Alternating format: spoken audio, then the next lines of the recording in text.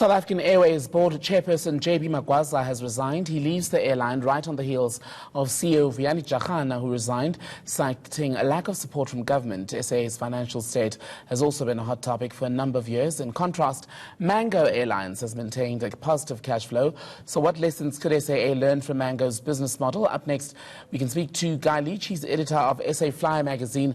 We'll talk about the lessons from Mango in a moment. Guy, good afternoon to you. But let's begin with your reaction to the news that JB Magwaza is on his way out at SAA.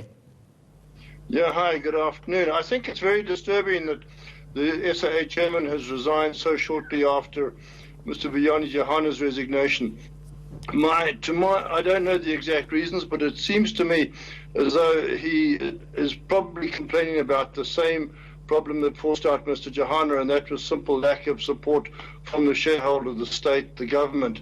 I feel that there's an enormous level of frustration in the lack of state support for the costs and the hassle and both the financial costs and the personnel costs of continuing to implement the airline's long-term turnaround strategy. Mm-hmm. And in this time of great turmoil for South African Airways, the success of its baby, if you will, Mango, is what people saying SAA could learn from. And I'm looking here at success in Zanzibar in particular, where Mango has been able to increase passengers from just 10,000 when it launched its route to Zanzibar in 2013 to now over 40,000, we're told, in 2018. Are there lessons to be learned? Oh, undoubtedly. Look, first and foremost, let's just remember that Mango is in fact a subsidiary of SAA. But the difference between Mango and South African Airways is that Mango has essentially been allowed to get on with the business of being an airline without any undue interference from state, without any burdensome development mandate. It's simply been allowed to focus on what it does best, which is providing a no-frills, low-cost carrier service which people want to get. South African Airways, in contrast, was burdened with a massive development burden, cost. It had to fly to uneconomic destinations. It didn't have the. It had a massive bloated staff, which it still has.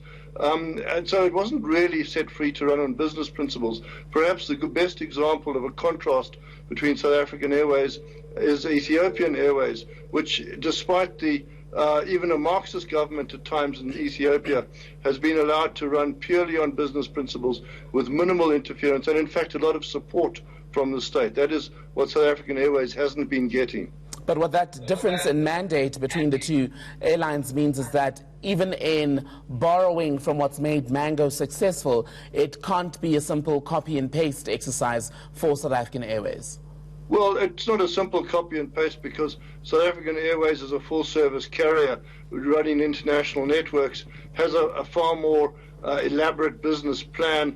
It's got more structural problems, most specifically about its networking ability, its ability to feed and defeed passengers to its limited routes, especially since its membership of Star Alliance keeps it out of many hubs which might otherwise have been successful for it.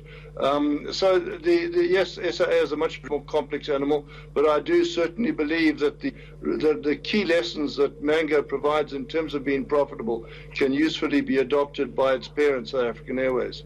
Just on the routes then, Guy, does SAA need to be taking newer routes on, or does it need to be dumping routes as it tries to get back to profitability?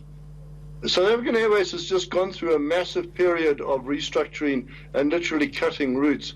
It's cut nearly a third of its routes and flights, and to that end it actually cut about a third of its pilot force as well. So I think that at this stage it's actually done the necessary shrinkage. We're told that many of the routes are now profitable, so I think that the groundwork has been laid by Mr. Magwaza, and it looks like this is actually now a good platform to re-establish a growth trajectory rather than continue to try and shrink into profits.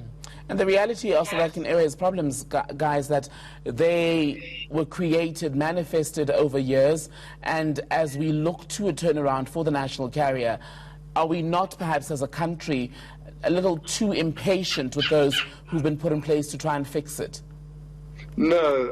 When Mr. Magwaza took the job nearly 2 years ago, he asked for 3 or 4 years to turn it around. He was promising a turnaround strategy or turnaround by 2021. We're told that large parts of the long-term turnaround strategy are indeed still on track. Whether the airline has the ability to continue to implement them with a weak acting CEO remains to be seen. But certainly a lot of the groundwork was done, and if they can just keep on doing or improving as they have been in the past, I think there is a good chance that it will be profitable, but it has a huge way to go. The airline typically lost about 1 billion rand per annum if you averaged it over the past 10 years until the Dudu Myeni chairmanship period, when the losses shot up to pretty much 5 billion rand per annum. To get that back down to profitability is a hugely tall order, but I think that the 3 to 4 years that Mr. Johana asked for is more than reasonable, and he said about it in the right way in terms of getting the necessary skills and talent back on board that had been lost during the Myeni years. And on the jobs and talent, as we conclude then, Guy, can the job losses be avoided in their entirety?